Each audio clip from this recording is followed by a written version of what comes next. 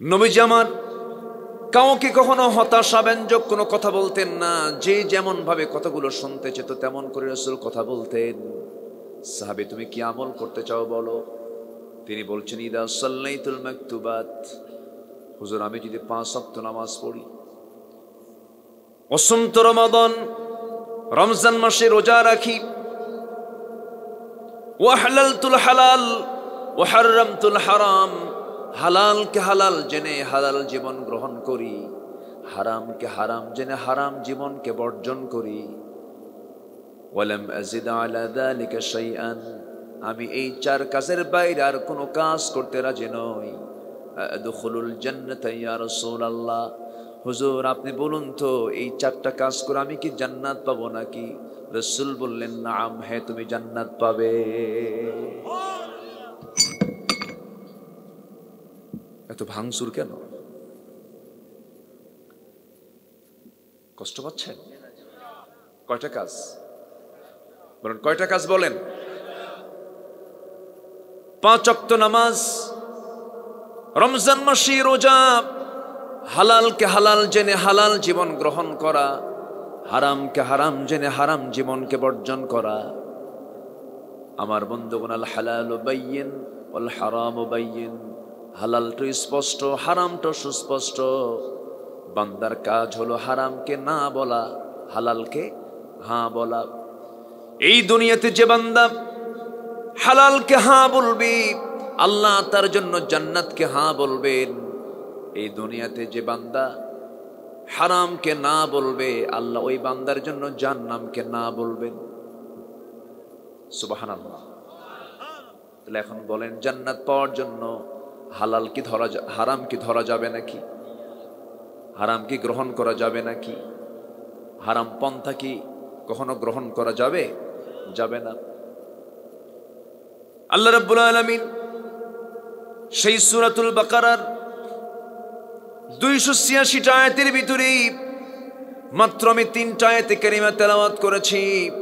আউযু বিল্লাহি মিনাশ শাইতানির রাজীম, বিসমিল্লাহির রাহমানির রাহিম।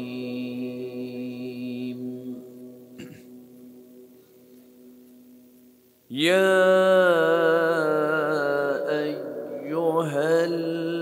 আইয়ুহাল্লাযীনা আমানু কুলু মিন তাইয়্যিবাতি মা রাযাকনাকুম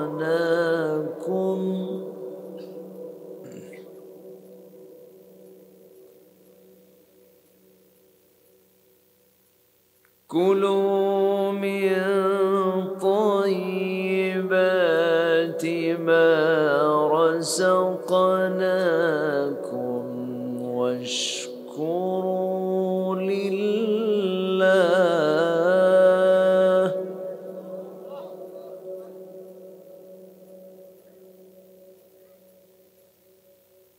واشكروا لله إن كنتم إياه تعبدون.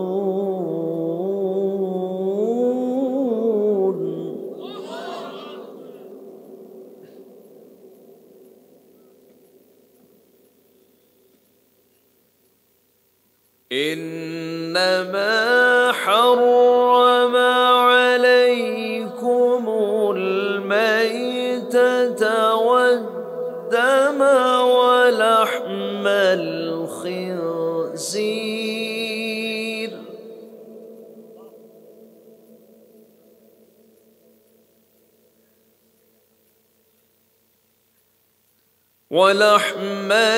الخنزير وما أهل به لغير الله.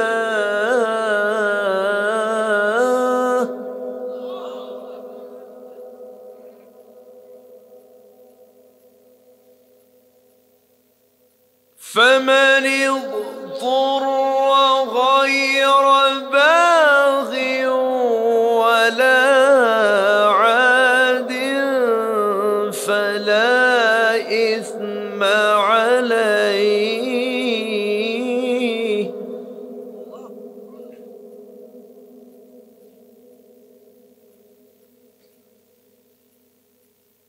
إن الله غفور رحيم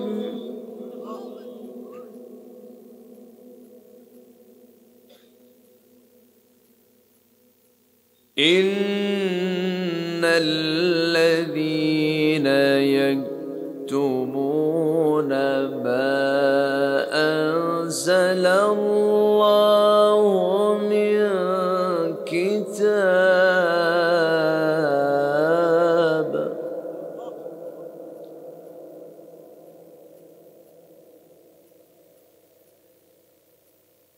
من الكتاب ويشترون به ثمنا قليلا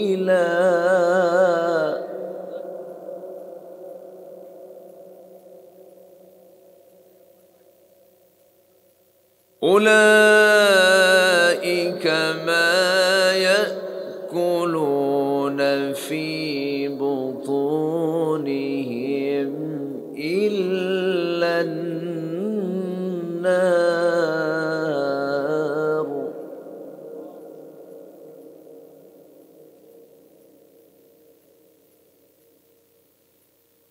ولا يكلمهم الله يوم القيامة ولا يزكيهم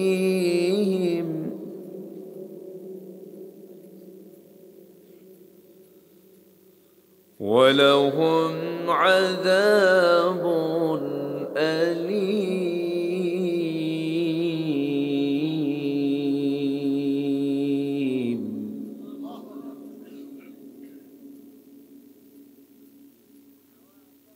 الله أكبر بسم الله الرحمن الرحيم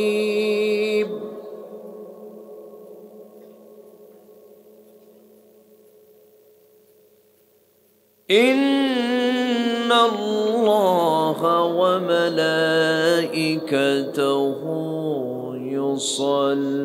يصلون على النبي يا أيها الذين آمنوا صلوا عليه وسلموا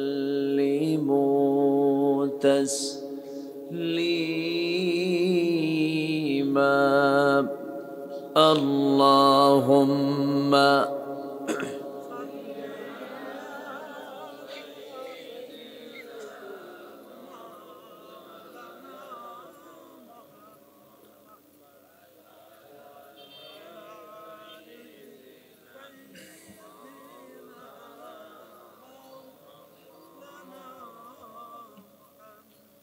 একটু মোহাব্বত দিয়ে নবীর প্রেমে মাতোয়ারা হয়ে জবান খুলে জোরালো কণ্ঠে সবাই বলুন আল্লাহুম্মা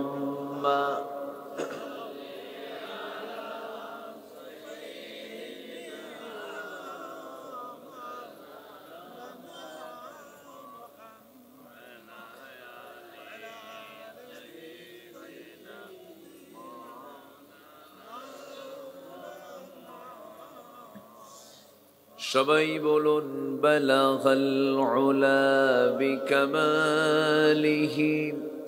কাশাফাত তুজা বিজামালিহি হাসুনাত জামিউ খিসালিহি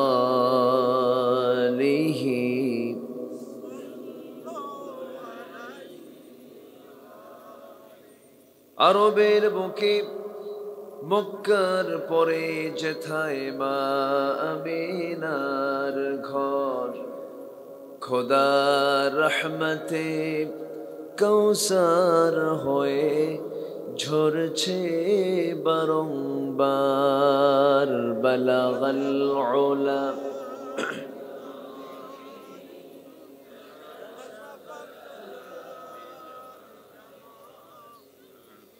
حسنت جميع خصاله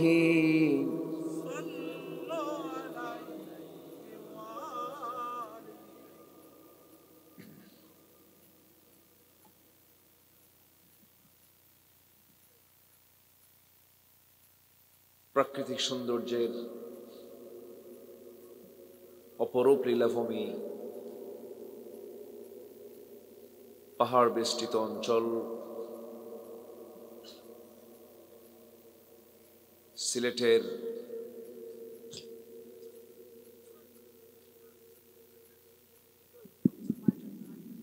মৌলভীবাজার জেলার জোড়ি উপজেলার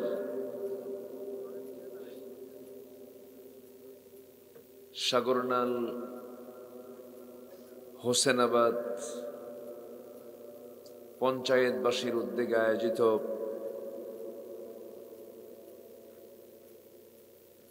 9 জানুয়ারি অনুষ্ঠিত তাফসীরুল কোরআন মাহফিল 2024 মহৎ আয়োজনের সম্মানিত সুযোগ্য সভাপতি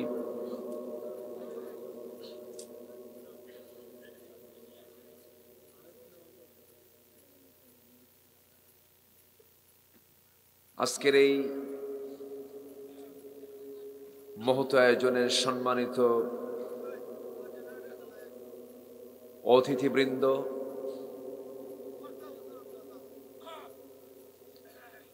হাজরাত উলামায়ে কেরাম, ফদলায়ে ইজম,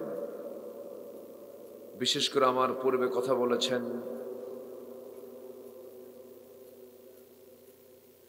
নন্দিত আলেমে দ্বীন মুহতারাম মাওলানা ইয়াহইয়া তাকি, কথা বলেছেন নন্দিত আলেমে দ্বীন মুহতারাম মাওলানা হাফিজুর রহমান,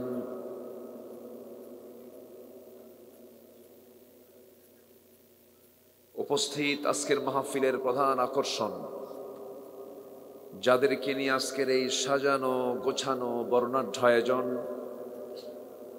তৌহিদের পতাকাবাহী, কালেমার ঝান্ডাবাহী, দ্বীন ইসলামের নরসারদুল বীর মুজাহিদ, প্রাণ প্রিয় সম্মানিত দ্বীনি ভাইরা, আড়ালে বসে আছেন শ্রদ্ধেয়া সম্মানিতা মা বোনেরা। আলোচনার সূচনায় আনুষ্ঠানিকতার মধ্য দিয়ে আমার পক্ষ থেকে আবারও দিল খোলা সালাম, আসসালামু আলাইকুম ওয়া রাহমাতুল্লাহি ওয়া বারাকাতুহু।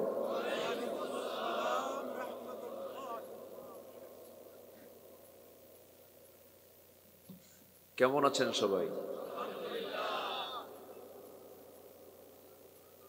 ভালো থাকার মতো শ্রেষ্ঠ নিয়ামতকে সাথে নিয়ে অসংখ্য লোকের মাঝ থেকে বাছাই করে যিনি আমাকে আপনাকে এমন একটি বরকতময় জায়গায় আসার বসার তৌফিক দিলেন, কালিমাতুশ শুকর আদায় করি, মুহাব্বাতান জোরালো কণ্ঠে বলে উঠছি আলহামদুলিল্লাহ। আবারও বলছি আলহামদুলিল্লাহ। চিৎকার মেরে বলছি আল্লাহুম্মা ইন্নী আসআলুকা আল হুদা ওয়াত তুকা ওয়াল আফাফা ওয়াল গিনা। সবাই বলি আল্লাহুম্মা লাকা আসলামতু ওয়া বিকা আমানতু ওয়া আলাইকা তাওয়াক্কালতু وإليك أنبت وبك خاصمت। আমরা আল্লাহ তাআলার শুকর আদায় করে নিলাম। সম্মানিত হাজিরিন, মাগরিবের পর থেকে নিয়ে এই দীর্ঘ সময় আমার পূর্বে অত্যন্ত গুরুত্বপূর্ণ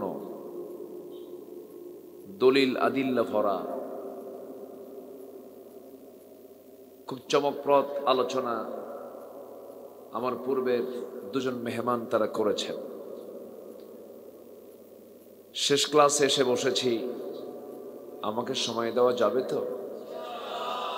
সবাইকে সময় দিতে রাজি আছেন? জোরে বলি ইনশাআল্লাহ। তো এই যে একটু শর্ট হচ্ছে, ডিসকানেক্ট হয়ে যাচ্ছে, এটা কি মাঝে মাঝে হবে এরকম? ও বিদ্যুৎ চলে যাচ্ছে, মানে আনাকুম জানাকুম, লুজ কানেকশন না তো কোথাও? সাবধান, বিদ্যুৎ তো আপনার মেশিনও তো পড়ে যেতে পারে। তো যদি এরকম জানাকুম আনাকুম হয় তাহলে তো আলোচনার ছন্দপতন হবে, একটু ডিস্টার্ব হবে, খেয়াল রাখেন। আমি খুব যে বেশি লম্বা কথা বলবো তা নয়। আমি উঠতে চেয়েছিলাম আর একটু আগে, 10টায় উঠলে ভালো হতো, কিন্তু আগের মেহমান তিনি উঠেছেন একটু দেরিতে। তো আমি যতক্ষণ আছি আমাকে সময় দিতে রাজি আছি তো ইনশাআল্লাহ? গতবার আমি এসেছিলাম, উঠছিলাম সবার আগে, আর এবার উঠতে উঠতে হয়ে গেছে সবার শেষে। গতবার ছিলাম প্রধান বক্তা, আর এবার হয়েছে হলো শেষ বক্তা। তো যাই হোক, আমি সেখান থেকেই কথা বলবো যেখান থেকে আমি তেলাওয়াত দিয়ে শুরু করেছি আমার অভ্যাস অনুযায়ী। সূরাতুল বাকারা, সূরাতুল বাকারা। বাকারা মানে হলো গাভী, যে গাভীর চামড়া থেকে, চুল থেকে, তার পায়খানা থেকে শুরু করে, হাড় থেকে শুরু করে সকল কিছু বান্দার অপকারে না উপকারে? উপকারে। গাভী এটা এমন একটা প্রাণী যার সবকিছুই বান্দার উপকার হয়। সূরাতুল বাকারা আল্লাহ তাআলা এমন একটি সূরা আল্লাহ তাআলা আমাকে আপনাকে দিয়েছেন যার মধ্যে আল্লাহ তাআলা মানব জীবনের সকল কিছুই প্রায় বলে ফেলেছেন। জোরে বলি সুবহানাল্লাহ। সবচেয়ে বড় সূরা, 286টি আয়াত সম্বলিত একটি দীর্ঘ সূরা হলো সূরাতুল বাকারা, যার শুরু হয়েছে হলো এই কালামের চ্যালেঞ্জ দিয়ে। এই কালাম যে পৃথিবীর কোনো ব্যক্তির রচিত নয়, চ্যালেঞ্জ দিয়ে আল্লাহ তাআলা এই সূরার স্টার্ট করেছেন, শুরু করেছেন এবং শেষ করেছেন হলো বান্দা কেমন করে দোয়া করবে আল্লাহর কাছে সেই দোয়া দিয়ে। আল্লাহ তাআলা এই সূরাটা রাসূলকে উপহার দিয়েছেন মদিনায়। কোথায় বলেন তো? মদিনায় নাজিল হয়েছে। বড় বড় সূরাগুলো আল্লাহ তাআলা ম্যাক্সিমাম রাসূলকে মদিনায় উপহার দিয়েছেন।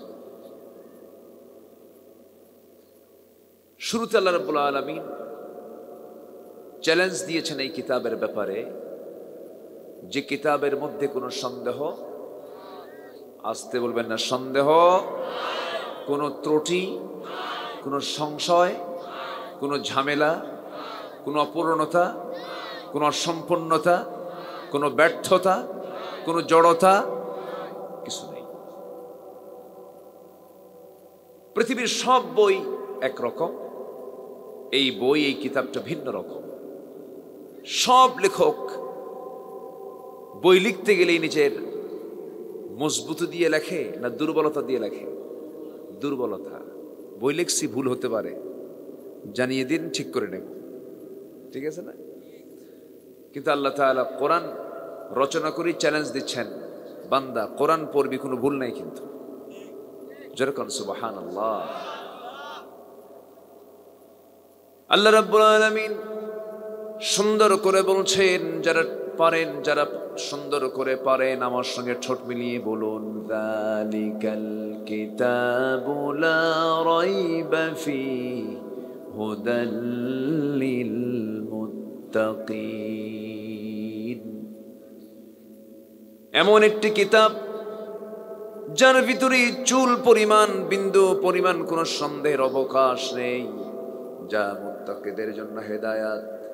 আল্লাহ তাআলা কিতাবের চ্যালেঞ্জ দিয়ে আল্লাহ রাব্বুল আলামিন শুরু করলেন সূরাটা, শেষ করলেন কিভাবে? সবাই বলুন, রব্বানা ওয়ালা তাহমিল আলাইনা ইসরান কামা হামালতাহু আলাল্লাযীনা মিন ক্বাবলিনা ربنا ولا تحملنا ما لا طاقة لنا به واعف عنا واغفر لنا وارحمنا أنت مولانا فانصرنا على القوم الكافرين।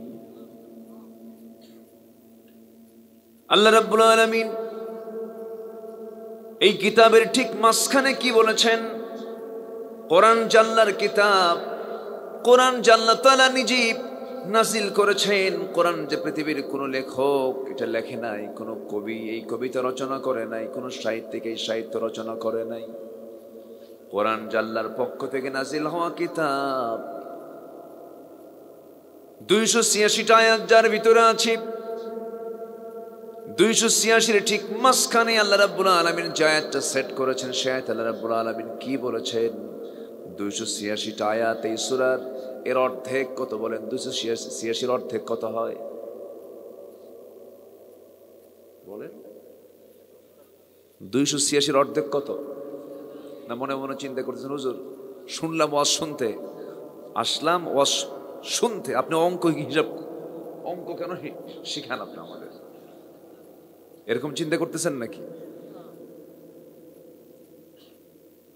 143। অঙ্ক জানতে হবে। দুনিয়াতে যার অঙ্ক ঠিক আছে, জান্নাতে তার মানে মরার পরে আখিরাতে তার জান্নাত ঠিক আছে। বলি আলহামদুলিল্লাহ। দুনিয়ার যার অঙ্কের সমস্যা, আখিরাতে তার জান্নাতেও সমস্যা। দুনিয়াতে যার ওজন কম বেশি, আখিরাতেও তার জান্নাতের সমস্যা আছে না নাই? আছে। জান্নাত পেতেও তার সমস্যা। এজন্য আমরা দুনিয়ার হিসাবগুলোকে ঠিক রাখবো। যেরকম ছেলে মেয়ের সম্পত্তিগুলো অনেক বাপ মা এলোমেলো করে, এটা অঙ্ক না? এটা অঙ্ক কি না? অঙ্ক। বাপ মারা গেছে, বোনকে তার ভাই সম্পদ বুঝে দেয় না, যা পাবে তা দেয় না, এটা কি অঙ্ক না? হিসাব দিতে হবে কার কাছে? আসতে বলবেন না, কার কাছে? আল্লাহর কাছে। আমার বন্ধুগণ, 286টা আয়াত, এর ঠিক মাঝখানের আয়াত আল্লাহ রাব্বুল আলামিন সুন্দর করে বলছেন, ওয়া কাযালিকা জাআলনাকুম উম্মাতাও ওয়াসাতাল লিতাকুনু শুহাদাআ আলান নাস ওয়া ইয়াকুনার রাসূলু আলাইকুম শাহীদা। জোরে বলুন আল্লাহু আকবার। আমি তোমাদের কেমন ভাবি মধ্যমপন্থী উম্মত করে দুনিয়াতে পাঠিয়ে দিয়েছি। আল্লাহ তাআলা আয়াতের মধ্যে মধ্যম কথাটা বলেছেন। আমরা হলাম মধ্যমপন্থী জাতি। আয়াতটা আল্লাহ রাব্বুল আলামিন ঠিক মাঝখানে সেট করেছেন, সংখ্যা তথ্যের সম্পূর্ণ একটা মিল রেখে, অপূর্ব সমন্বয় রেখে, অর্থের সঙ্গে সঙ্গতি রেখে এরকম বহু জায়গায় মহান রাব্বুল আলামিন কোরআনের আয়াতগুলো সেট করেছেন। পৃথিবীর কোনো মানুষের পক্ষে সংখ্যা তথ্যের এক অপূর্ব সমন্বয় রেখে কোরআনের মতো কোরআন রচনা কোনোদিন মানুষের পক্ষে সম্ভব নয়। কোরআন জাল্লার কিতাব, এরকম অসংখ্য প্রমাণ আল্লাহ রাব্বুল আলামিন কোরআনে কারিমে সেট করে দিয়েছেন। কিয়ামত পর্যন্ত জিন যত যাবে, কোরআনকে চেনা বোঝা বান্দার জন্য তত সহজ হয়ে যাবে। জোরে বলি সুবহানাল্লাহ। আধুনিক তথ্য প্রযুক্তির এই দুনিয়ায় কোরআন ১৫০০ বছর আগে নাজিল হওয়ার পরেও শুধু এখন কেন, কিয়ামত পর্যন্ত সকল জ্ঞানী ভিক্ষুকের মতো কোরআনের দিকে চেয়ে থাকবে। কোরআন থেকে জ্ঞান তার নিতে হবে, কারণ সকল জ্ঞান যেখানে শেষ সেখানে নবীদের জ্ঞান শুরু। যেখানে নবীদের জ্ঞান শেষ সেখানে আল্লাহর জ্ঞান শুরু। কোরআনটা কার রচনা? আসতে বলবেন না, কার রচনা? বুকটা ফেটে যায়। আমার দেশের কিছু উল্লুক ভাল্লুক আছে, কিছু নরাধম জাহান্নামের কিছু কীট আছে। এরা বলে কোরআনের আইনগুলো হলো মধ্যযুগ আইন, এই আইনগুলো আজকের সমাজে চলতে পারে না। বলে বলে না, আজকের সমাজে কোরআন অচল, এটা চলতে দেওয়া যায় না।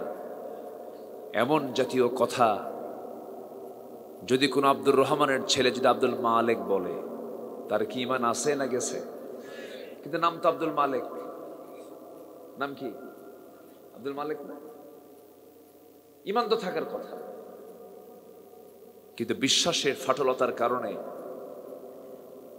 জন্মসূত্রে মুসলিম পরিবারে জন্ম নিলেই মুসলিম হওয়া যায় না। ব্রাহ্মণের ছেলে ব্রাহ্মণ হতে পারে, খ্রিস্টানের ছেলে খ্রিস্টান হতে পারে, বৌদ্ধের ছেলে বৌদ্ধ হতে পারে, ইমামের ছেলে ইমাম হতে পারে না যদি যোগ্যতা না থাকে। মুসলমানের সন্তান মুসলমান হতে পারে না যদি তার মধ্যে ইসলাম না থাকে।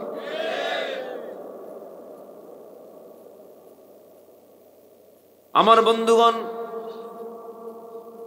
জান্নাত পাওয়ার জন্য জন্মসূত্র পেয়ে জান্নাত পাওয়া যাবে না। জান্নাত পেতে হলে ইসলাম তাকে ফলো করতে হবে জীবনের এক জায়গায় না সব জায়গায়, এক জায়গায় না সব জায়গায়, সব জায়গায় ইসলামকে ফলো করতে হবে। নামাজে মানলাম আল্লাহকে, সমাজে মানলাম না আল্লাহকে, মানলাম না, তাহলে কাম হবে না। নামাজের ভিতরে যদি কোনো ইমাম সূরা ফাতিহা দিয়ে নামাজ না শুরু করে কুলহু দিয়ে শুরু করে, কোন মুসল্লি কি তার ইমামতকে মানবে নাকি? তার নেতৃত্ব মানবে নাকি? কেন মানবে না? কারণ কুলহু সূরা, আলহামদু সূরা। কেন মানবে না? কারণ এই জন্য মানবে না, নামাজের পদ্ধতি তো আগে ইখলাস দিয়ে শুরু করা যাবে না, আগে ফাতিহা দিয়ে শুরু করতে হবে। আমাদের ভিতরে আবার অনেকে সূরা ফাতিহা পারে না কিন্তু আলহামদু পারে, এই জন্য দুটোই বললাম। অনেকে সূরা ইখলাস পারে না কিন্তু কুলহু পারে। আমার বন্ধুগণ,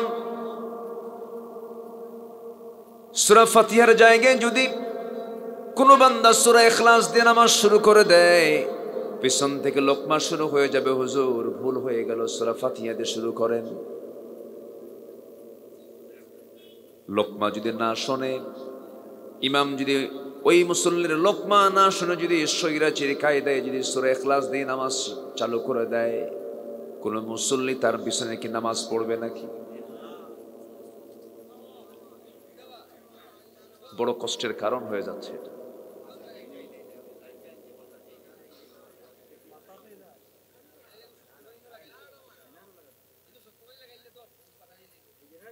আমার দিকে তাকান।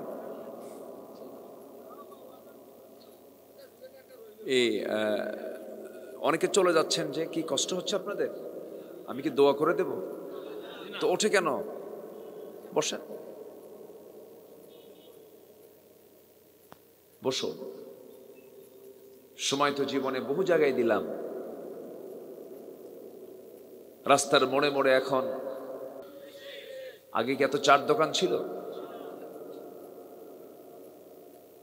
চার দোকান, রাস্তার মোড়ে মোড়ে, ত্রিমোহনী, চৌমোহনী, বিভিন্ন জায়গায়।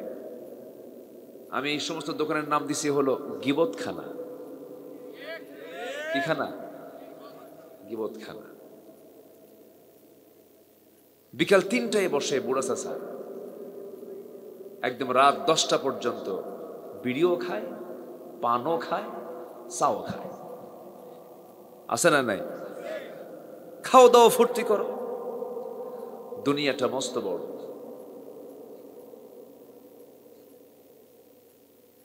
কত সময় এদিক সেদিক চলে যায়। আসুন না, কোরআনের জন্য আমরা একটু সময়টা ব্যয় করি। আমরা কেউ নড়বো না, জোরে বলি ইনশাআল্লাহ। কিন্তু আমরা তো নড়বো না, কিন্তু মাইক তো নড়ে। একটু চেষ্টা করেন এই ছন্দপতন যেন না হয়, একটু খেয়াল করার চেষ্টা করেন। সম্মানিত হাজিরিন, তাহলে ইমাম যদি নামাজের মধ্যে যদি একটা ভুল করে ফেলেন, মুসল্লি ধরে ফেলে, কেমন ভুল? শুধু সূরাটা একটু আকবর করে দিয়েছেন, আগের সূরা পরে দিয়েছেন, পরের সূরা আগে দিয়েছেন, এটা আপনি মানবেন না, আপনি লোকমা দিলেন। ঠিক তেমনি সমাজের যারা নেতৃত্ব দিচ্ছে, তারা যদি কোরআনের জায়গায়, যদি যাকাতের জায়গায় যদি সুদ চালু করে দেয়,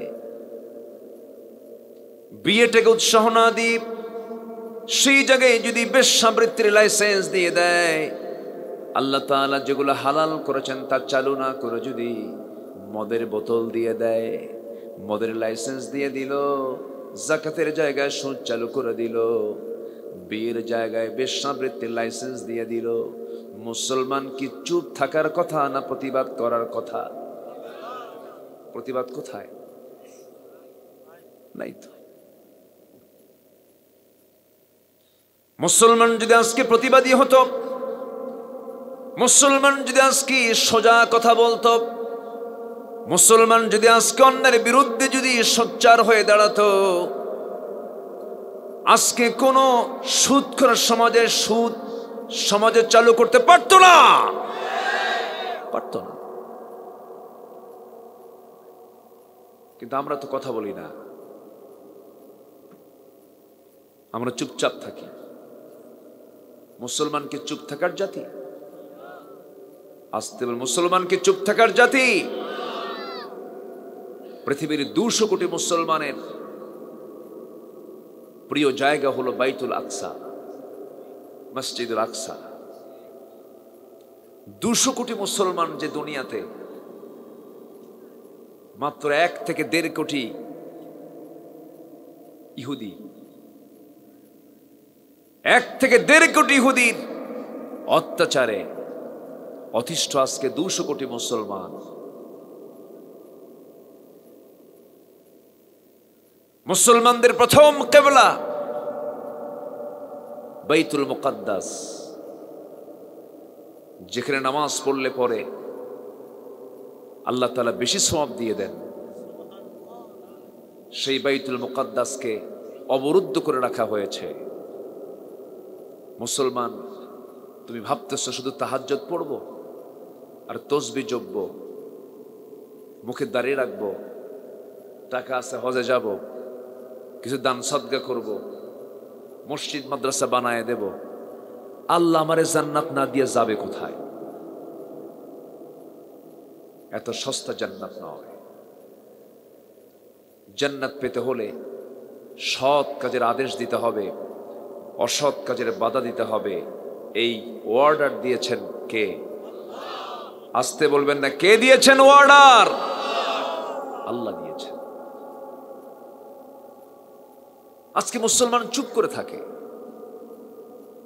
কোনো কথা নাই। অথচ চোরের সাহস বেশি হওয়ার কথা না বাড়িওয়ালার সাহস বেশি হওয়ার কথা? বলেন বলেন, আজকে কাদের সাহস বেশি? চুরি করতেছে কিন্তু কে? আকলমন্দ ইশারা বাসাত, সচেতন ব্যক্তির জন্য কিন্তু ইঙ্গিতটাই যথেষ্ট। চুরি করতেছে না? ও ডাকাতি তো আছে।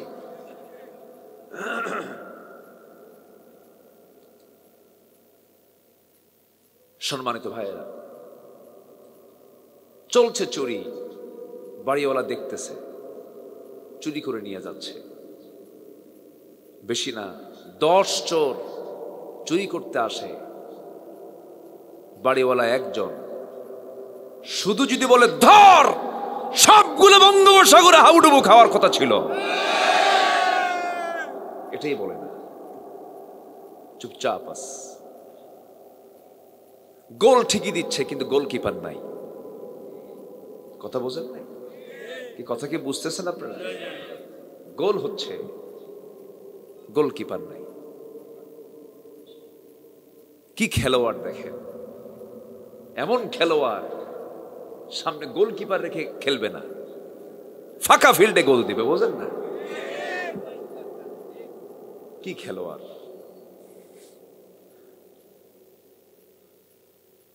আমার বন্ধুগণ, লাভটা কি? আপনি হক নষ্ট করবেন, কিয়ামতের দিন আপনাকে জাহান্নাম যেতে হবে। আপনি কোনো বান্দার প্রতি জুলুম করবেন, আপনাকে জাহান্নাম যেতে হবে। যারা হক নষ্ট করবে, যারা জুলুম করবে, তারা জান্নাতে না জাহান্নামী? জাহান্নামে। একটু মনোযোগ দিয়ে কথাগুলো শুনুন, খুব বেশি লম্বা সময় আমি নেব না। জান্নাত যাওয়ার জন্য বেশি আমল লাগে না। এক সাহাবী নবীর সামনে দাঁড়িয়ে বলছেন, হুজুর বেশি ওয়াজ আমি শুনবো না, আমাকে একটু অল্প কিছু ওয়াজ শোনায় দেন। আমি অল্প আমল করে আমি জান্নাত পেতে চাই। আমার রাসূল মুস্কি হাসি মেরে বললেন, সাহাবী তুমি কি আমল করতে চাও, তুমি নিজেই বলো। নবীজি আমার কাউকে কখনো হতাশাব্যঞ্জক কোনো কথা বলতেন না। যে যেমন ভাবে কথাগুলো শুনতে চেত তেমন করে রাসূল কথা বলতেন। সাহাবী তুমি কি আমল করতে চাও বলো।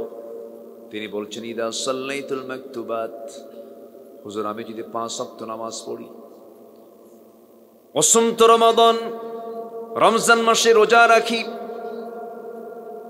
ওয়া হালালতুল হালাল ওয়া হারামতুল হারাম, হালালকে হালাল জেনে হালাল জীবন গ্রহণ করি, হারামকে হারাম জেনে হারাম জীবনকে বর্জন করি, ওয়ালাম আযিদ আলা যালিকা শাইআন, আমি এই 4 কাজের বাইরে আর কোনো কাজ করতে রাজি নই, আদখুলুল জান্নাতা ইয়া রাসূলুল্লাহ, হুজুর আপনি বলুন তো এই 4টা কাজ করে আমি কি জান্নাত পাবো নাকি? রাসূল বললেন, নাম, হ্যাঁ তুমি জান্নাত পাবে। এত ভাঙচুর কেন? কষ্ট পাচ্ছেন? কয়টা কাজ বলেন, কয়টা কাজ বলেন? 5 ওয়াক্ত নামাজ, রমজান মাসে রোজা, হালালকে হালাল জেনে হালাল জীবন গ্রহণ করা, হারামকে হারাম জেনে হারাম জীবনকে বর্জন করা। আমার বন্ধুগণ, আল হালালু বাইয়িন ওয়াল হারামু বাইয়িন, হালালটা স্পষ্ট, হারামটা সুস্পষ্ট। বান্দার কাজ হলো হারামকে না বলা, হালালকে হ্যাঁ বলা। এই দুনিয়াতে যে বান্দা হালালকে হ্যাঁ বলবে, আল্লাহ তার জন্য জান্নাতকে হ্যাঁ বলবেন। এই দুনিয়াতে যে বান্দা হারামকে না বলবে, আল্লাহ ওই বান্দার জন্য জাহান্নামকে না বলবেন। সুবহানাল্লাহ। তাহলে এখন বলেন, জান্নাত পাওয়ার জন্য হালাল কি ধরা, হারাম কি ধরা যাবে নাকি? হারাম কি গ্রহণ করা যাবে নাকি? হারাম পন্থা কি কখনো গ্রহণ করা যাবে? যাবে না। আল্লাহ রাব্বুল আলামিন সেই সূরাতুল বাকারার 286টা আয়াতের ভিতরে মাত্র আমি 3টা আয়াতে কারিমা তেলাওয়াত করেছি। আল্লাহ রাব্বুল আলামিন 172 নম্বর আয়াতে ঈমানদারকে ডাক দিয়ে বলছেন, যারা ঈমানদার তারা শোনো, আমরা এখানে যারা বসে আছি আমরা সবাই ঈমান এনেছি কার উপরে? আসতে বলবেন না, কার উপরে? কোনো সন্দেহ আছে নাকি? কোনো সংশয় আছে নাকি? আমরা ঈমানটা জানলাম, আল্লাহকে দেখে ঈমান এনেছি না না দেখে ঈমান আনছি? আমার দেশের কিছু ভণ্ড দরবারে ভণ্ডরা নাকি আল্লাহকে দেখে। কত যে ভণ্ডামি আমার দেশে আছে, আছে না? রসুল গায়েব জানেন না, আমার দেশের ভণ্ড দরবারের লোকেরা গায়েব জানে। আচ্ছা বলুন তো, আমার দেশে এই মুহূর্তে পীর বেশি না মুরিদ বেশি? বলেন, পীরই বেশি। মসজিদ বেশি না মুসল্লি বেশি? মসজিদই বেশি। মসজিদ একটা আছেই, ওই মসজিদে মুসল্লি ভরে না। জুমার দিন হঠাৎ করে গন্ডগোল, একজন বলে ফেললো বেশি কথা বলবি না, এটা আমার দাদার জায়গার মসজিদ। আবার আরেকজন বলে যা, তোর দাদার জায়গার মসজিদে নামাজ পড়বো না, আমার দাদার জায়গায় একটা মসজিদ বানাবো, যা। আছে না? আসতে বলবেন না, আছে না নাই? তাহলে মসজিদ দরকার না মুসল্লি দরকার? মুসল্লি দরকার।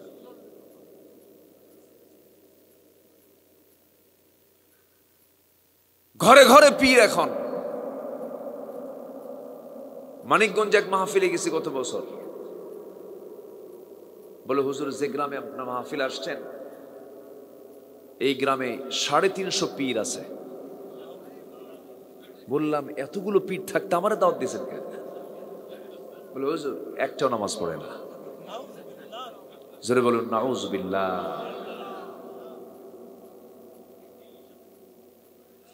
ব্রাহ্মণবাড়ি একটা এলাকার নামই আছে 3 লাখ পীর। কয় লাখ পীর? 3 লাখ পীর একটা এলাকার নাম।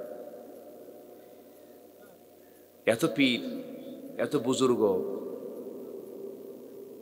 এত মুসলমান, অথচ আমার দেশের সমাজ থেকে কি সুদ উঠেছে?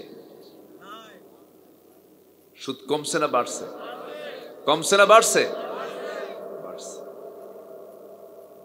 জেনার পরিমাণ কমছে না বাড়ছে? এমন কোন আকাম কুকাম নাই যা আমার দেশের সমাজে আজকে আমরা দেখতে পাচ্ছি না, সব চলছে। মদের লাইসেন্স নিয়েছেন কে? মদের লাইসেন্স ওনার নামের আগে লাগানো আছে আলহাজ। কথা বোঝেন নাই? আলহাজ অমুক মিয়া।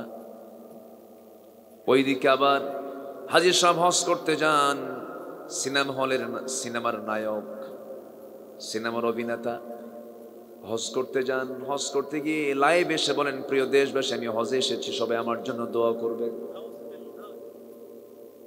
আমি যেন হজের কাজ সম্পূর্ণ করে ফিরে যেন দেশে সিনেমার বাকি কাজ সম্পূর্ণ করতে পারি। কি ডাবল স্ট্যান্ডার্ড সিস্টেম! সারা জীবন নাটক সিনেমা করেছে, অর্ধলগ্ন পোশাকের মেয়েকে নিয়ে নাচানাচি করে অভিনয় করেছে। সামনে নির্বাচন চলে এলো, ভোটের প্রয়োজন হলো, মসজিদে মেম্বারের উপরে দাঁড়ায় মাথায় টুপি দিয়ে আমি খুব বুজুর্গ জামানার কুতুব হয়ে গেছি। আছে না নাই? এগুলোর নাম কি ইমান নাকি? আচ্ছা আমি কি কষ্ট দিচ্ছি আপনাদের? আমার ভাইরা, আল্লাহ তাআলা বলছেন ইমানদাররা শোনো, ইমানদার কারা? আমার দেশে বহু লোকের নামও আছে ঈমান আলী, আছে না? নাম হচ্ছে ঈমান আলী, কিন্তু ফজর নামাজ পড়ে না। নাম হলো রমজান আলী, রমজান মাসে দুপুর বেলা ভাত খায়। নাম হলো আতর আলী, গোটা গায়ে গাজার গন্ধ। নাম হলো হিম্মত আলী, সাইকেলের চাকা বাস্টলে শীত হয়ে পড়ে। নাম হলো খোকা মিয়া, বয়স হলো 80 বছর। নাম হলো বাদশা মিয়া, ভিক্ষা করে খায়। নাম কি? বাদশা মিয়া। নাম দিয়ে তো কাজ হবে না। আল্লাহ তাআলা নাম দিয়ে জান্নাত দিবেন না, আল্লাহ তাআলা কাম দিয়ে জান্নাত দিবেন, আমল দিয়ে জান্নাত দিবেন, বেলালের চেহারাও ছিল না, বেলালের কোনো সম্পদও ছিল না, বেলালের সামাজিক কোনো মর্যাদাও ছিল না। ওই মক্কার ভিতরে সবচেয়ে গরিব লোকটা ছিলেন বেলাল, যার সতরের কাপড় ছাড়া কোনো কাপড় ছিল না, যার সতরের কাপড় ছাড়া কোনো সম্পদ ছিল না। সেই বেলাল এমন একজন অভাবী মানুষ, গরিব মানুষ, নেডি মানুষ, বাপও গোলাম, ছেলেও গোলাম। কিন্তু সেই বেলালকে আল্লাহ তাআলা এত মর্যাদা কেন দিয়েছেন? এর মূল কারণ হলো ইন্না আকরামাকুম ইনদাল্লাহি আতকাকুম। তোমাদের ভিতরে সেই সমস্ত লোক আমি আল্লাহ আমার কাছে সবচেয়ে বেশি সম্মানিত, যে বান্দাটা ঈমান এনে আমাকে সবচেয়ে বেশি ভয় করে, তার দামটা আমার কাছে সবচাইতে বেশি। এই জন্য আমরা মুসলমান, ঈমান যেহেতু এনেছি, ঈমানটা আমরা ভালো করে আনবো। জোরে বলি ইনশাআল্লাহ, জোরে বলি ইনশাআল্লাহ। ঈমানদার কি বেনামাজি হয় নাকি? আস্তে কন। ঈমানদার কি বেনামাজি হয় নাকি? ঈমানদার কি সুদ খায় নাকি? ঈমানদার কি জেনার কাজ করতে পারে নাকি? ঈমানদার কি বান্দার হক নষ্ট করতে পারে নাকি? ঈমানদার তেমন হওয়ার কথা ছিল না। ঈমানদারের অন্তত একটা বিষয় ক্লিয়ার হবে, সেটা হলো হালালকে হালাল জানবে, হালাল পন্থা অবলম্বন করবে, হারামকে হারাম জানবে, হারামকে বর্জন করবে।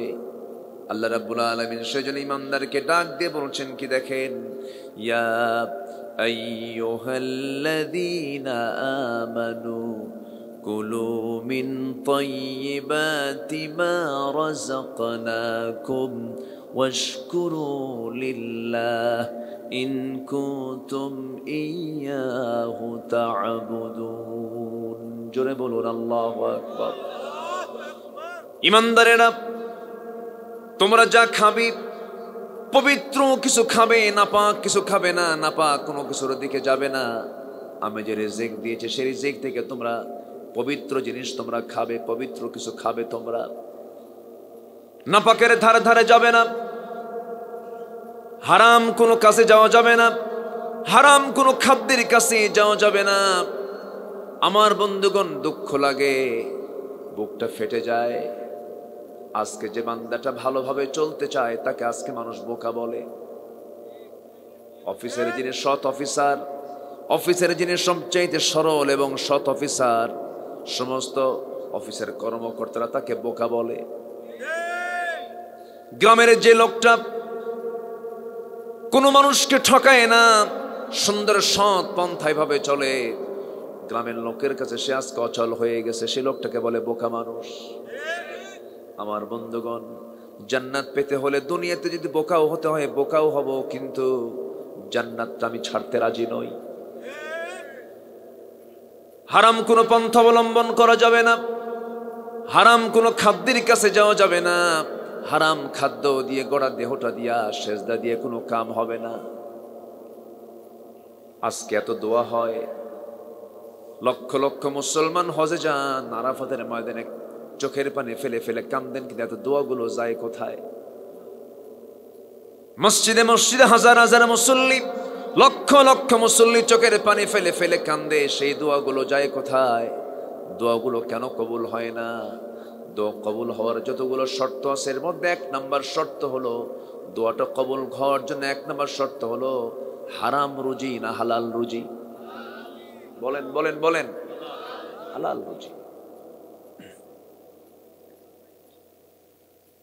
আমার নবীজি কোন একটা হাদিসের মধ্যে বলে ফেলেছেন, আশআসা আবারা ইয়ামুদ্দু ইলাইহি ইয়া রাব ইয়া রাব মাতআমুহু হারাম মালবাসুহু হারাম গুযাই বিল হারাম ফান্না ইউস্তাজাবু লিযালিক। উস্কো খুস্কো চুলগুলো এলোমেলো, কাপড়গুলো ছেঁড়া, উস্কো খুস্কো চেহারা নিয়া কোন এক বান্দা হাত দুটো আকাশের দিকে তাকায়া, আকাশের দিকে দুটো হাত উঁচু করে আকাশের দিকে তাকায় তাকে বলছে, ইয়া রাব ইয়া রাব, আল্লাহ তুমি আমাকে মাফ করো। অথচ তার খাবারটা হারাম, তার পোশাকটা হারাম, তার খাদ্যটা হারাম। ফান্না ইউস্তাজাবু লিযালিক, তার দোয়া আল্লাহর দরবারে কেমন করে কবুল হবে? কেমন করে কবুল হবে?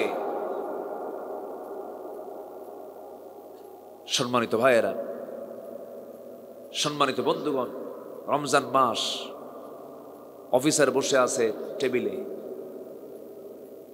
ঘুষের টাকা নিয়ে এসে বলতেছে, স্যার সিগনেচারটা দিলে আমার ফাইলটা পার হবে। অফিসার বলে, আমি তো রোজা আছি, এখন তো আমি টাকা নিতে পারবো না, গুনতেও পারবো না, আমি চোখটা বন্ধ করলাম, আমার পকেটে ধুয়ে দাও, ইফতার করে দেখে নেব। কথা কি বুঝতেছেন আপনারা? এটার নাম কি তাকওয়া? এটার নাম কি তাকওয়া? না, হারামকে টোটাল বর্জন করতে হবে।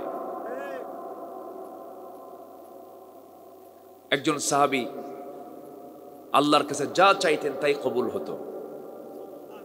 জোরে বলে সুবহানাল্লাহ।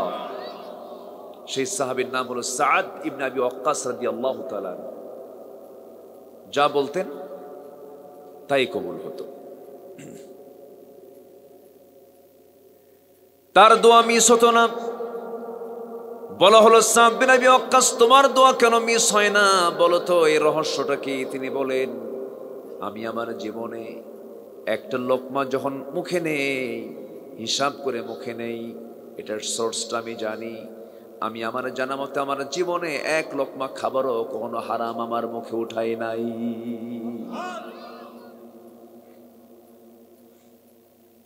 এই সাদ বিন আবি ওয়াক্কাস রাদিয়াল্লাহু তাআলা আনহু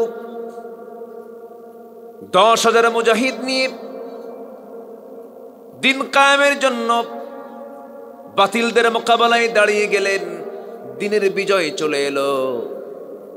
সাহাবায়ে কেরাম কিনে মুজাহিদদের কিনে তিনি বার বলছেন, শোনো, এই যে কালিমার পতাকা আমরা এখানে উড্ডীন করেছি, দিন বিজয়ী হয়ে গেছে, কিন্তু সামনে যে বিশাল বড় দরিয়া দেখতে পাচ্ছ, সাগর দেখতে পাচ্ছ, এই সাগরের এই সমুদ্রের ওপারেও এই কালিমার পতাকা তোমরা উড্ডীন দেখতে চাও নাকি? হ্যাঁ, আমরা তা দেখতে চাই।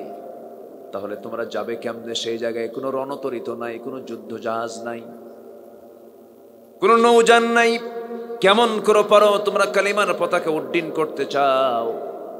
আমি সাদ বিন আবি ওয়াক্কাস যদি তোমাদেরকে একটা অর্ডার দিই, কি অর্ডার আপনি বলুন, আপনি আমাদের লিডার। তিনি বলছেন, আমি চক্ষু বন্ধ করে দোয়া করে আল্লাহর কাছে সাহায্য চেয়ে আমি আমার ঘোড়া সমুদ্র বক্ষে ছেড়ে দেব, তোমরা আমাকে ফলো করে আমার পিছে পিছে তোমরা আমার আসতে পারবে নাকি বলো? আসতে চাও নাকি বলো? দিনের পথের মুজাহিদরা বললেন, সাদ বিন আবি ওয়াক্কাস, আপনি আমাদেরকে যা বলবেন আমরা তাই শুনবো। এই কথা শুনেই তিনি বিসমিল্লাহ বলে তার ঘোড়া সমুদ্র বক্ষে ছেড়ে দিলেন। সেই ঘোড়া সহ 10,000 মুজাহিদ সহ সমুদ্রের পার থেকে ওপারে পাড়ি জমালেন। ইতিহাস সাক্ষী, মানুষ তো ভেজা দূরের কথা, মুজাহিদ তো ভেজা দূরের কথা, ঘোড়ার খুরের একটা কোনা পর্যন্ত পানি স্পর্শ করে নাই। সমুদ্র পারে গিয়ে তারা পাড়ি দিয়েছেন। এবার সাদ বিন আবি ওয়াক্কাস বললেন, ও মুজাহিদরা, এই বিশাল তরঙ্গ সমুদ্র পাড়ি দিলাম, সমুদ্র পাড়ি দিতে নিয়ে তোমাদের কোনো সামান, তোমাদের কোনো জিনিসপত্র সমুদ্রে পড়ে গেছে নাকি বলো? একজন বলে, হ্যাঁ, আমার একটা পানির মশক ছিল, পানির মশকটা পড়ে গেছে, পান করার জন্য পাত্র পড়ে গেছে। সঙ্গে সঙ্গে বলছেন, সমুদ্র, তোর ক্ষমতা নাই দিনের পথের মুজাহিদের কোনো সামানকে হজম করা। সঙ্গে সঙ্গে সমুদ্রে একটা ঢেউ এসে কিনারে ধাক্কা লাগলো। সেই ধাক্কার সাথে সেই ঢেউয়ের সঙ্গে সেই পানির মশকটা তার ওই হারানো ব্যক্তির হাতের মধ্যে সেই পানির মশকটা হাজির হয়ে গেল। সন্ধ্যা হয়ে গেছে, সামনে বিশাল বড় জঙ্গল, অরণ্য, গভীর অরণ্য। রাত্রি কোথায় যাবেন, যাওয়ার কোনো জায়গা নাই। এমন সময় বলতেছে, ও দিনের পথের মুজাহিদ লিডার, আমাদের রাত তো হয়ে গেল, এই গভীর অরণ্যে এই জঙ্গলের মধ্যে আমরা কেমন করে থাকবো? হিংস্র জন্তুর তো বসবাস আছে এখানে। সাদ বিন আবি ওয়াক্কাস করলেন কি, উঁচু টিলার উপরে দাঁড়ালেন, উঁচু একটা জায়গায় দাঁড়িয়ে বললেন, ও গভীর জঙ্গলের সমস্ত হিংস্র জন্তুরা, তোমরা আমাদেরকে চিনতে পারছো কিনা জানি না, আমরা হলাম দিনের পথের মুজাহিদ। দিন কায়েমের জন্য আমরা আসছি, দিনকে বিজয়ী করার জন্য আমরা আসছি। সন্ধ্যা হয়ে গেছে, আমরা পাড়ি দিয়ে সামনে যাব। রাত্রিবেলা আমরা চোখে দেখব না, আমাদের সমস্যা হয়ে যাচ্ছে। বিশ্রামের দরকার। সেহত ও বনের হিংস্র জন্তুরা, তোমরা আমাদের কথা চিন্তা করে আমাদের জন্য এই গভীর অরণ্যটা আজকে আমাদের জন্য ছেড়ে দাও। কিতাবের মধ্যে আসছে, বাঘ বাঘের লাইনে, সিংহ সিংহের লাইনে, হিংস্র জন্তুগুলো সব লাইনে লাইনে এক জঙ্গল থেকে আরেক জঙ্গলে পাড়িয়ে দিয়েছে। গোটা রাত নিরাপদে মুজাহিদরা সেই গভীর জঙ্গলে তারা ঘুম পেরেছেন, আরাম বিশ্রাম নিয়েছেন। জোরে কোন সুবহানাল্লাহ। দোয়া কবুল করেছেন কে? আসতে বলবেন না কে? আমার ভাইয়েরা, আজকে দোয়া কবুল হবে কেমনে? সাইয়েদনা ওমর ফারুকের শাসনামল, বৃষ্টি নাই, খরা, নদী শুকে গেছে, নদীতে পানি নাই, আবাদ নাই, সমস্ত জমিনগুলো ধুলাই মলিন হয়ে গেছে, কোনো আবাদ শস্য হচ্ছে না। সব লোক এসে জমা হয়ে বলতেছে, ওমরে ফারুক, আমিরুল মুমিনিন, আমরা না খেয়ে কষ্ট করে দিনাতিপাতগুলো করছি, আবাদ নাই, শস্য নাই, নদী শুকায় গেছি, কি করা যায়? ওমরে ফারুক বললেন, ঠিক আছে, তোমরা আমার কাছে এসেছো, আমি আমার রবের কাছে চিঠি লিখলাম। সুন্দর একখানা চিঠি লিখে বললেন, এই চিঠিখানা গিয়ে তোমরা দরিয়ার ঠিক মাঝখানে ফেলে দিবা। দরিয়ার যখন ঠিক মাঝখানে ফেলে দিল, সঙ্গে সঙ্গে মরা নদী তাজা হয়ে গেছে। উপচে পড়া ঢেউ গোটা ধুলাই মলিন জমিনটা সবুজের শ্যামলে রূপান্তরিত হয়ে গেল। জনগণ আসলো শাসকের কাছে, শাসক দোয়া করলেন কার কাছে? তাহলে আমাদের দোয়া কি ডাইরেক্ট কবুল হবে না শাসক হয়ে যাবে?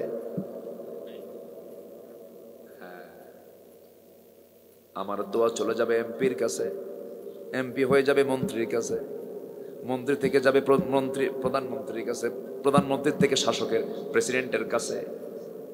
ওই লাইনে যেতে যেতে কামি সারা। কষ্ট পাচ্ছেন নাকি আপনারা? কথা বলবো, কথা বলবো, কথা বলবো। আমার দেশের মানুষ বেশি না চোর বেশি? চোর তো হালাল কামাই, তাই হালাল কামাই।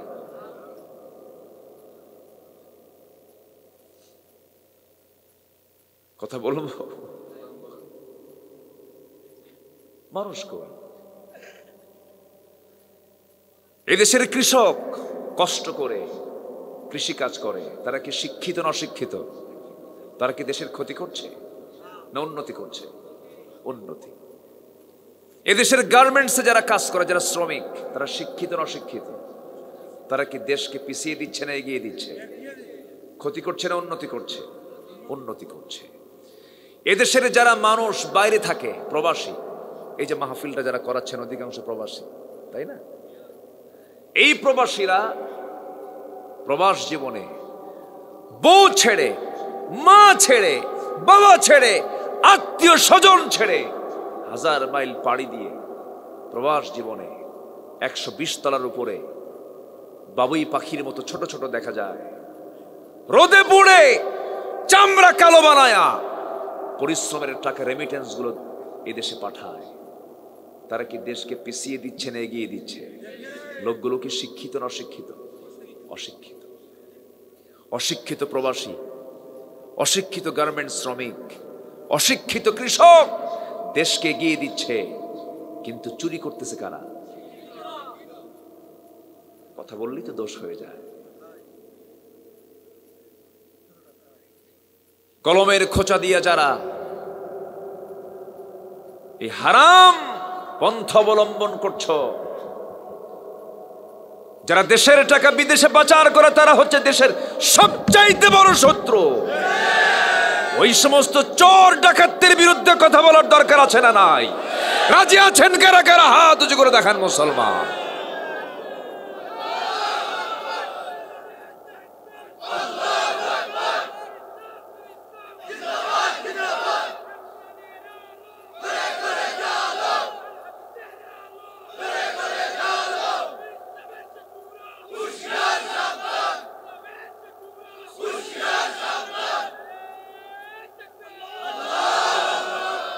আল্লাহ কবুল করুন। জোরে বলি আমিন, আরো জোরে আমিন।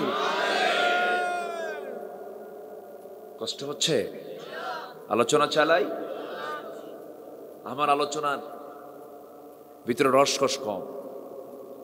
আমি যা বলি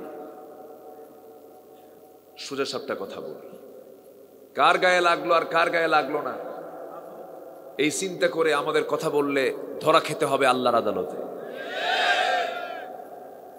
মরবো কয়বার? কয়বার মরবো? 13টি বছর ধরে কারা জীবন পাড়ি দিয়া জীবন থেকে আমাদের মাঝ থেকে মাইনাস হয়ে গেলেন 13টা বছর। সৈয়দ কুতুব শহীদকে ধরা হয়েছিল, জেলখানে আটকিয়ে রেখে হিংস্র কুকুর তার দেহে লেলিয়ে দেওয়া হয়েছিল। বলা হয়েছিল এই কুকুরটা নিয়ে যেত, দেখতে এই কুকুরটা ওই কুকুরের সঙ্গে কি আচরণ করে। সৈয়দ কুতুব শহীদ তাফসীর ফি জিলালিল কোরআন যিনি লিখেছেন, কুকুর যে দেখে সৈয়দ কুতুব শহীদ সেজদায় পড়ে কাঁদতেছে আর পাশে কুকুর তাকে পাহারা দিচ্ছে। এটা কুকুর মানুষকে চেনে, কিন্তু মানুষ আজকে মানুষকে চেনে না। মানুষ আজকে মানুষকে চেনে না। সম্মানিত ভাইয়েরা, আবু হানিফা রাহমাতুল্লাহ আলাইহির মৃত্যু হয়েছে বাড়িতে না জেলখানায়? জেলখানায়। মেরেছে কোনো হিন্দু না, কোনো খ্রিস্টান না, কোনো ইহুদি না, কোনো মুশরিক না, কোনো কাফের না। আবু হানিফার মুখের ভিতরে বিষ ঢুকায় দিয়েছে মুসলিম নামধারী মুনাফিকের বাচ্চারা। সেই মুনাফিকরা আজও মনে হয় নাই? আজও আছে না নাই?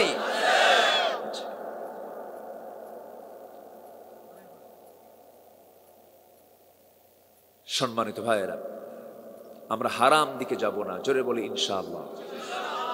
আমরা চলবো হালাল পথে না হারাম পথে? হালাল পথে না হারাম পথে? হারাম কামের কোনো বরকত নাই। হারাম টাকা, হারাম সম্পদ হলো বিষ ফোড়ার মতো। আমি বলি এই কথাটা, আমি বলি বিষ ফোড়ার মতো। কারণ দেহে যদি বিষ ফোড়া হয়, দেহে কি চলে আসে? জ্বর আসে। ছোট্ট বিষ ফোড়া কিন্তু কামসারা, ওটা যতক্ষণ না বের হবে শরীর থেকে আপনি ঠিক থাকতে পারবেন না। ঠিক তেমনি হারাম কোন সম্পদ আপনার অর্জিত হলে আপনি আরামে থাকতে পারবেন না। আপনার ছেলে কথা শুনবে না। আপনার ছেলের ঘরে ঢুকে বালিশ টান দিলে দেখবেন পিস্তল। ছেলেকে বলবেন বাবা তোর বালিশে পিস্তল কেন? ছেলে খেপে গিয়ে পিস্তলটা নিয়ে আপনি পিতা আপনার মাথায় ঠেকিয়ে বলবে বেশি কথা বলবি না, খায়া ফেলাবো। শান্তি নাই। বউ কথা শুনবে না, বউ আরেক দিকে লাইন মারবে। মেয়ে কথা শুনবে না, মেয়ে ইয়াবা খায় শীত হয়ে পড়ে থাকবে। হারামের কোনো আরাম নাই। আমরা হালাল ভিত্তিক জীবন যাপন করব। জোরে বলি ইনশাআল্লাহ। আরো জোরে বলি ইনশাআল্লাহ।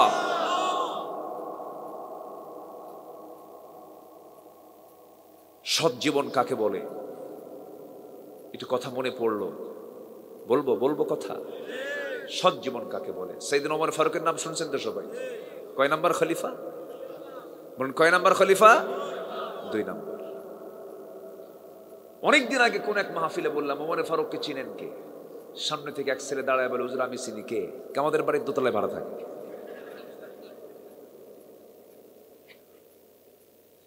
সাইয়েদনা ওমর ফারুক রাদিয়াল্লাহু তাআলা ছোটখাটো শাসক না, অনেক বড় শাসক।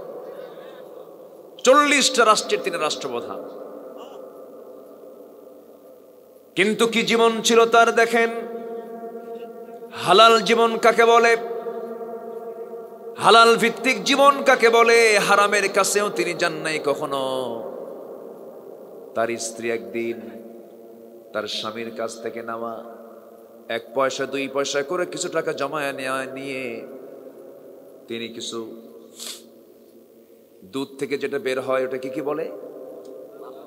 মাখন, ঘি। এই ঘি মাখন জাতীয় কিছু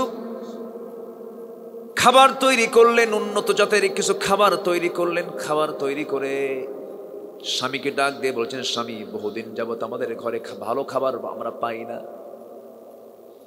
আপনার কাছ থেকে একটু একটু করে টাকা জমা করে ঘি মিশ্রিত কিছু তরকারি, ঘি মিশ্রিত কিছু খাবার তৈরি করেছে, আপনি এটা গ্রহণ করুন। সাইয়েদনা ওমর ফারুক বলছেন, আমার স্ত্রী তোমাকে ধন্যবাদ জানাচ্ছি, তুমি আমাকে ভালোবাসো, আমাকে মোহাব্বত করো, কিন্তু এই খাবারটা আমি মুখে নিতে পারবো না, আমি দুঃখিত। কেন? আমি তোমাকে একটা প্রশ্ন করব, যে খাবারটা তুমি আমার মুখে দিতে চাও, এই খাবার কি আমার দেশের প্রত্যেকটা জনগণ তার মুখে নিতে পারে নাকি না নিতে পারে না?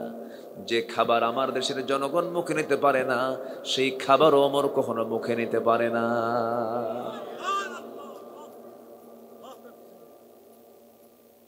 সাইয়েদনা ওমর ফারুকের শাসনটা কেমন ছিল, তার জীবনটা কেমন ছিল দেখেন। আইনের দিক থেকেও তিনি খুব ইনসাফ ভিত্তিক তিনি আইন প্রতিষ্ঠা করেছেন, ইনসাফ ভিত্তিক সমাজ তিনি গড়ে তুলেছিলেন। তার শাসনামলে পার্শ্ববর্তী দেশের একজন রাজা জাবালা আল্লাহর ঘর জিয়ারা করার জন্য চলে যায়। আল্লাহর ঘর জিয়ারা করতে নিয়ে হেরামের কাপড় পরে জিয়ারা করতে হয়, তোয়াফ করতে হয়। সেই তোয়াফ করতে নিয়ে হেরামের কাপড়ের সঙ্গে একজন সাধারণ কোন এক ব্যক্তির পায়ের সঙ্গে চাপ লেগে তার ওই হেরামের কাপড়টা শরীর থেকে খুলে আসে। শরীর থেকে যখন তার হেরামের কাপড়টা খুলে আসে, সঙ্গী সঙ্গী জাবালা নিজেকে নিয়ন্ত্রণ করতে না পেরে ইহরামরত অবস্থায় সেই ব্যক্তির গাল যেটা একটা থাপ্পড় হাঁকায় দেয় আর বলে, তুই আমার হেরামের কাপড়টা খুলে ফেললি। সেই সাধারণ নাগরিকটা গিয়ে ওমর ফারুকের কাছে নালিশ দিয়ে বলে, না, আমিরুল মুমিনিন অমুক ব্যক্তি আমাকে থাপ্পড় মেরেছে হেরামরত অবস্থায়। সাইয়েদনা ওমর ফারুকের কানে যখন এই রিপোর্ট চলে গেল, রাজা দেখলেন না, বিশেষ কোনো ব্যক্তি দেখলেন না, কারণ আইন সবার জন্য, বিচার করতে হবে ব্যক্তি দেখে না আইন দেখে। আর এখন বিচার করে আইন দেখে না ব্যক্তি দেখে। কি দেখে? ব্যক্তি দেখে। আমার বন্ধুগণ, সাইয়েদনা ওমর ফারুকের সামনে রাজা জাবালা হাজির হয়ে গেলেন। রাজা জাবালাকে সামনে দাঁড়িয়ে বলতেছেন, ওমর ফারুক, তুমি একটা দেশের রাজা, তুমি হেরাম তুমি তোয়াফ করতে এসেছো, ভালো কথা। এই লোকটা আমার কাছে অভিযোগ দিয়েছে তুমি তাকে থাপ্পড় মেরেছো নাকি? হ্যাঁ, আমি থাপ্পড় মেরেছি। কেন? কে এই কাজটা করলো কেন সে? সাইয়েদনা ওমর ফারুক বললেন, যেহেতু তুমি তাকে থাপ্পড় মেরেছো, তার বদলা তোমার গালেও থাপ্পড় হাঁকাতে হবে। রাজা জাবালা বলতেছে, সে একজন সাধারণ মানুষ, আমি একজন রাজা মানুষ, এটা কি কেমন করে হয়? সাইয়েদনা ওমর ফারুক বললেন, শোনো রাজা জাবালা, আমি ওমর সাধারণ কোন শাসকের কাতারের শাসক আমি নই, আইন সবার জন্য সমান। তুমি যেমন করে যে ওজনে তুমি তাকে থাপ্পড় মেরেছো, সেই তো বুঝবে কেমন ওজনের থাপ্পড় তুমি দিয়েছো। আমি তাকে অর্ডার দিলাম, সেই ওজন অনুযায়ী তুইও তাকে থাপ্পড় মেরে সোজা কর। আল্লাহু আকবার বলেন।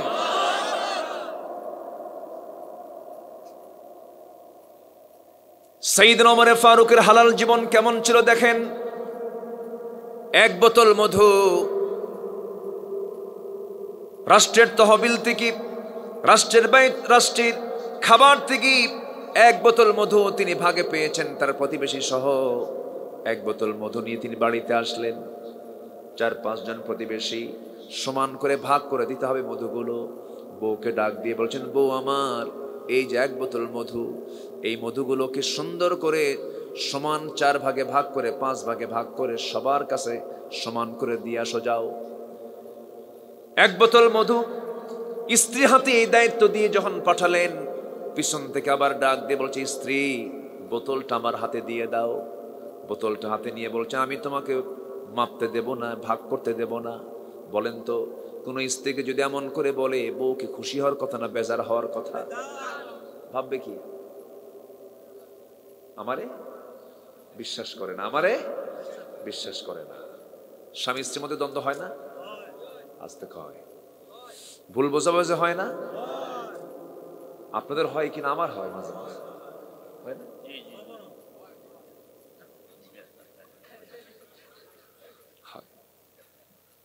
মুরব্বীর বয়স বেশি তো অভিজ্ঞতা বেশি, এই জন্য একটু বারবার বলতেছি। হয় একটু ভুল বোঝাবুঝি হলে, একটু অভিমান হলে পরে মোহাব্বত কমে না বাড়ে? আরো বাড়ে। হয়তো বউ খুব রাগ করছে, খুব মাইন্ড করছে, রাত্রে শোবার আগে সুন্দর করে একটা ডাক দিবেন, ময়না রাগ কইরো না, সব ঠান্ডা। এটাই তো স্বামী স্ত্রী, মাওয়াদ্দাতাও ওয়া রাহমা। স্বামী স্ত্রী বন্ধনে আছে হলো ভালোবাসা এবং রহমত, যেরকম সুবহানাল্লাহ। আর যেগুলো পার্কে যায়, মোহাব্বত কিছু থাকতে পারে কিন্তু রহমত, আস্ত রহমত, কোন রহমত নাই। সকল শিশু পার্ক গুলো শিশু দিয়ে ভরা না শিশুর মা খেলা দিয়ে ভরা? নাম শিশু পার্ক হলো কেন? আমার তো এটাই বুঝে আসে না। দ্বন্দ্ব লাগে, স্বামী স্ত্রী দ্বন্দ্ব লাগতেই পারে। আমার নবীর সাথে একদিন আম্মাজান আয়েশার দ্বন্দ্ব। আম্মাজান আয়েশা বলতেছেন, আমি আপনার বিচার করব।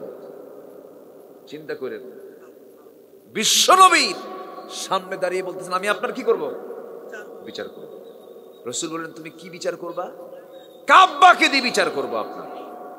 যা তোমার আব্বাকে ডেকে আন।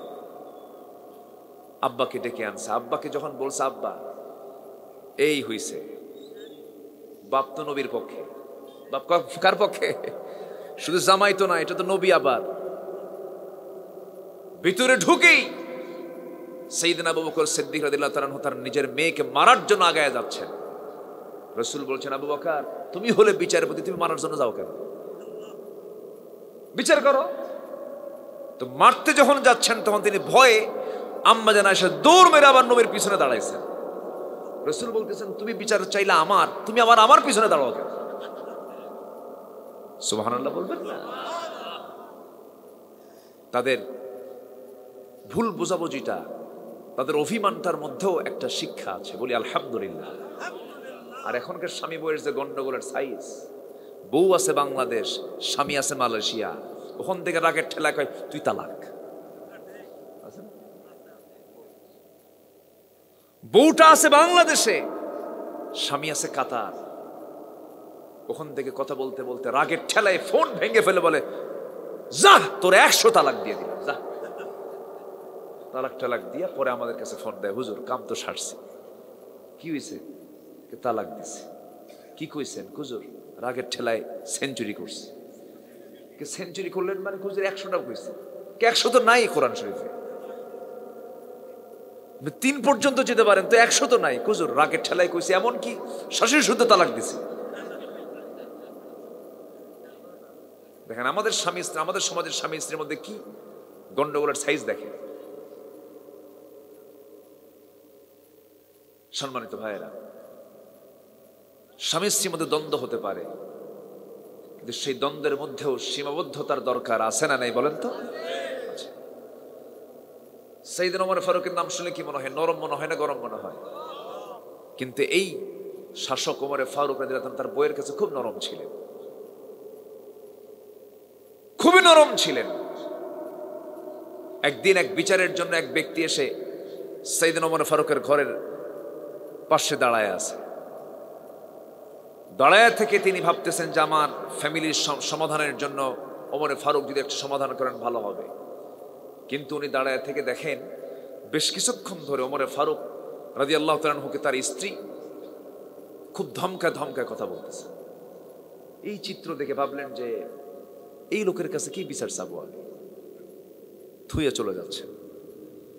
ওমর ফারুক টের পেয়ে বলছে, আগন্তুক তুমি কেন আসলে, কেন গেলে, কিছুই তো বললে না। যে বিচার চাইতে আসলাম আপনার কাছে, সেই সমস্যাটা আপনার ঘরের মধ্যে। কেন? তা আপনার বউ আপনার এত কিছু করে, আপনাদের কিছুই কর না। ওমর ফারুক বলছেন, দেখো আমি ওমর, আমার নাম শুনলে রোম পারস্য থরথর করে কাঁপে, শয়তান পর্যন্ত আমার রাস্তায় আসে না। সেই ওমর ফারুককে তার বউ এত কিছু বললো, ওমর ফারুক কিছু জবাব দিছে না, তুইও কিছু বলিস না, যা। যেরকম সুবহানাল্লাহ। যত বড়ই নেতা হন না কেন, চেয়ারম্যান বড় না চেয়ারম্যানের বউ বড়? ভালো করে কন। হ্যাঁ, বউ বড়, উপায় নাই তো। এক রাজা প্রজার মাঝে ঘোষণা করছে, যে প্রজা বইয়ের কথা শুনবে তাকে একটা করে ডিম দেওয়া হবে, যে প্রজা বইয়ের কথা শোনে না তাকে একটা করে ঘোড়া দেওয়া হবে। সকাল থেকে সন্ধ্যা পর্যন্ত শুধু এমন প্রজাই আসে যারা বইয়ের কথা শুনে, একটা করে ডিম নিয়ে চলে যায়। বিকেলের দিকে এক প্রজা এসে বলতেছে, রাজামশাই জীবনে বইয়ের কথা শুনে নাই, তাই যা ওই যে আস্তা বল, একটা ঘোড়া নিয়ে চলে যা। কালো একখান ঘোড়া নিয়ে চলে গেছে বাড়িতে। বউর সামনে দাঁড়ানো, বউ বলতেছে, এই ঘোড়া পাইছো কোথায়? উপহার পাইছি। কে দিছে? রাজা। ঘোড়া কালো কেন? কালো কোনো কালার হলো? যাও এটা পাল্টা লাল ঘোড়া নিয়ে আসো। ফেরত চলে আসছে ঘোড়া নিয়ে। রাজামশাই ঘোড়া হয়নি কেন? কালারটা কালো হয়েছে, লাল হলে ভালো হয়। রাজা বলে, এই পরামর্শ তোরে দিল কে? বউ আমারে শিখায় দিল। রাজা বলে, ঘোড়া থুইয়া ডিম নিয়ে যা। সন্ধ্যার পরে রাজা ঢুকছে বইয়ের সামনে, রানীর সামনে দাঁড়ানো। রানী এখন বলে, রাজামশাই পাইছেন কি? এমন প্রজা পাইলেন যে প্রজা স্বামীর বইয়ের কথা শোনে না? পাইছিলাম একটা, তাও দেখি বইয়ের কথাই শোনে। রানী বলে, রাজামশাই তাহলে শোনেন, যারা বইয়ের কথা শোনে তাদেরকে ঠকানোর কি দরকার? অন্তত তাদেরকে ডিমটা না দিয়া 5 কেজি করে, অন্তত 5 কেজি করে চাল দেন, তাদের কিছু উপকার হবে। কাচ্চা ঠিক আছে। পরের দিন সকালবেলা মন্ত্রীর বৈঠকে রাজামশাই বলতেছে, শোনো, যারা বইয়ের কথা শোনে তাদেরকে আজকের থেকে ডিমটা না দিয়ে 5 কেজি করে চাল দেওয়া হোক। খাদ্যমন্ত্রী ইনস্ট্যান্ট দাঁড়ায় বলে, রাজামশাই এই পরামর্শ আপনাকে দিল কে? বউ আমারে শিখায় দিল। তাহলে এখন বলেন, বইয়ের কথা শোনে নাকি? না শুনলে কি সংসার হবে? হবে না, শুনতে হবে। কথায় কত দূর চলে গেলাম আমরা। ওমরে ফারুক রাদিয়াল্লাহু তাআলা তার বউকে কি ভাগ করার জন্য বলেছেন? মধুভাগের দায়িত্ব দিলেন। তৎক্ষণাৎ টান দিয়ে নিলেন, টান দিয়ে করলেন কি, মধুর বোতলটা নিয়া প্রতিবেশীর ঘরের মধ্যে ঢুকলেন। ঢুকে বলছেন, শোনো, এই মধুটা সমান 5 ভাগে ভাগ করবা। আমার যে অংশটা, আমার অংশ আমার হাতে দিয়ে যাবে, সমান ভাগে ভাগ করবি। তার অংশের মধু তিনি যখন বুঝে নিলেন, ওমরে ফারুক সেই মধুগুলো নিয়া বউয়ের সামনে গিয়ে বলছেন, আমার স্ত্রী, আল্লাহর কসম করে বলে আমি তোমাকে ভালোবাসি, আমি তোমাকে সন্দেহ করি না, আমি তোমার প্রতি কোনো সংশয় রাখি না। তুমি আমার সংসারগুলোকে গোছায় রাখো, আমার সন্তানদের খাবার প্রস্তুত করো, আমার পরিবারকে তুমি সুন্দর করে ম্যানেজ করো, আমি তোমার জন্য কৃতজ্ঞ। কিন্তু আল্লাহর কসম করে বলে আমি তোমাকে সন্দেহ করে তোমার হাত থেকে আমি মধুর বোতলটা নেই নাই। মধুভাগের দায়িত্ব আমি তোমাকে আগে প্রথম দিয়েছিলাম, কিন্তু পরক্ষণেই ভেবেছি এই মধুভাগটা করতে গিয়া যখন তুমি 4টা 5টা ভাগ করতে যাবে, মধু হলো তরল জিনিস, হাত দিয়ে তো ভাগ করতে হবে। অন্তত সমান ভাগে ভাগ হলো, কিন্তু মধু ভাগ করতে গিয়ে অন্তত 1 ফোঁটা হোক, 2 ফোঁটা হোক, 3 ফোঁটা হোক, সেই মধুটা হাতের মধ্যে লেগে যাবে। এই 2 ফোঁটা 3 ফোঁটা মধু আমাদের হাতের মধ্যে লেগে যাক, এটা চাই নাই মনে করে মধুভাগের দায়িত্বটা আমরা না নিয়ে প্রতিবেশীকে দিয়েছি। কারণ কিয়ামতের দিন এতটুকুন বিষয় আল্লাহ তাআলা আমাকে ছাড়বেন না। আল্লাহ তাআলা এই জন্য বলছেন, কুলু মিন তাইয়্যিবাতি মা রাযাকনাকুম, আমি তোমাদের যে রিজিকটা দিয়েছি সেই রিজিক থেকে তোমরা পবিত্র কিছু খাও, হারাম কিছু উপার্জন করতে যেও না। সাইয়েদনা ওমর ফারুকের শাসনামল, তিনি হলেন খলিফাতুল মুসলিমিন। রাষ্ট্রের পক্ষ থেকে কিছু আপেলের কার্টুন এসেছি। সে আপেলের কার্টুন থেকে একটা আপেল তার ছোট্ট ছেলে হাত দিয়ে বের করে নিয়ে মুখের মধ্যে তুলে নিয়েছে। ওমরে ফারুক সঙ্গে সঙ্গে করলেন কি, মুখের মধ্যে নখ ঢুকায় সে আপেলটা বের করলেন। বের করে বলেন, যা, মার করে চলে যা, মার করে চলে যা। সন্তানটা মার কাছে গিয়ে কান্নায় ভেঙ্গে বলল, সব খুলে বলল। সাইয়েদনা ওমর ফারুক ঘরের মধ্যে ঢোকা মাত্রই বলছে, আমার স্বামী একটা ছোট্ট বাচ্চা অনেকগুলো আপেল থেকে একটা আপেল হাতের মধ্যে নিয়ে মুখের মধ্যে নিয়েছে, তার মুখ থেকে আপনি টেনে বের করে আবার রেখে দিলেন। সন্তানকে কাঁদালেন, এটা কি দরকার ছিল? আমরা তো একটা আপেল পেতাম, আমাদের অংশের তো কিছু আপেল আমরা পেতাম, সেখান থেকে একটা আপেল আমরা কমই নিতাম। সাইয়েদনা ওমর ফারুক বলেছেন, শোনো আমার স্ত্রী, আমরা আমাদের অংশের আপেলটা পেতাম, কিন্তু যে আপেলটা আমার সন্তান মুখে নিয়েছে সে আপেলটা আমার অংশে আসবে, এটার গ্যারান্টি কি? সুবহানাল্লাহ বলবেন না? এই প্রচন্ড শীতকাল 4 নম্বর খলিফার নাম কি বলেন? বলেন বলেন বলেন বলেন। আমি যে প্রশ্ন করছি রাগ করতেছেন নাকি? 4 নম্বর খলিফার নাম সাইয়েদনা আলী। এই প্রচন্ড শীতকালের ভিতরে কম্বল, রাষ্ট্রের কম্বল পড়ে আছে, এক স্তূপ পরিমাণ কম্বল পড়ে আছে। সাইয়েদনা আলী থরথর করে কাঁপতেছেন। সবাই বলল, আলী পাশে কম্বল, তুমি কম্বল ছাড়া থরথর করে কাঁপো, একটা কম্বল তো গায়ে দিতে পারো। সাইয়েদনা ওমর ফারুক বলেন, শোনো, কম্বলটা শুধু এসে জমা হয়েছে, ভাগাভাগি হয় নাই। কারণ এই ভাগাভাগি হওয়ার পূর্বে আমি যে কম্বলটা গায়ে দেব সেই কম্বলটা আমার ভাগে আসবে, তার গ্যারান্টি কি? এই জন্য আমি কম্বল ব্যবহার করছি না।